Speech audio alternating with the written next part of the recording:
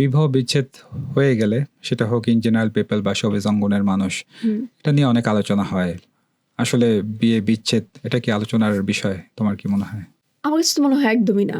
কিন্তু একদিক থেকে আমার কাছে মনে হয় যেহেতু যারা পাবলিক ফিগার তাদের নিয়ে তো আসলে আলোচনা হবে, সমালোচনা হবে দুটোই।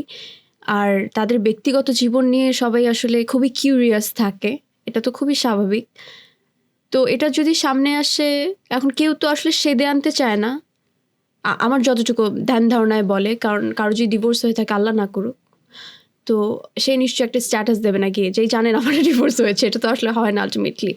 সো কেউ যখন গণমাধ্যম বা পত্রপত্রিকায় আসে দ্যাটস ফাইন, কিন্তু এটা নিয়ে যেই পরে যে তোলপাটটা শুরু হয় যে কেন হলো, কিসের জন্য হলো, উনি খারাপ, উনি সংসারটা টিকিয়ে রাখতে পারেনি, বেশি মিডিয়ার দিকে কাজ নিয়েই ব্যস্ত ছিল, সংসার টিকিয়ে রাখতে পারেনি, বা ক্যারেক্টারে ঝামেলা ছিল, এই যেই প্রশ্নগুলো করে এবং একটা ধারণাই নিয়ে নেয় যে সে খারাপ, তাকে দিয়ে আর কিছু হবে না, মিডিয়া মানে বিয়ে খারাপ, এরকম হ্যাঁ। একটা ধারণা আছে। তো এই ধারণাটা আসলে নেওয়া উচিত না, কারণ আপনি তো তার জায়গায় গিয়ে আসলে দেখেননি যে তার জীবনে কি কি হয়েছে, ভালোটাও কতটুকু হয়েছে, খারাপটাও কতটুকু হয়েছে।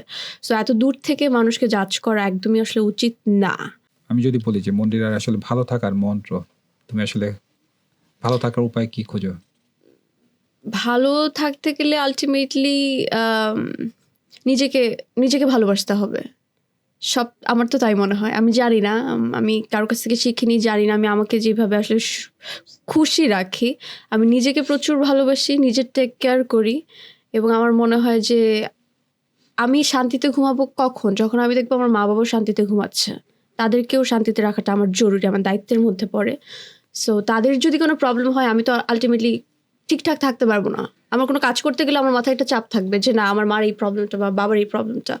সো আমি যখন দেখবো যে না, তারাও খুব ঠিকঠাক আছে, সব কিছু ঠিকঠাক মতো যাচ্ছে, সো আমার মনে হয় যে এটাই আমার শান্তি, যে আমিও ঠিক আছি, আমি আমার নিজের কেয়ার করছি, আমি নিজেকে ভালো রেখেছি, আমার পরিবারকে ভালো রেখেছি, এরপর আর কোনো কিছু দরকার নেই।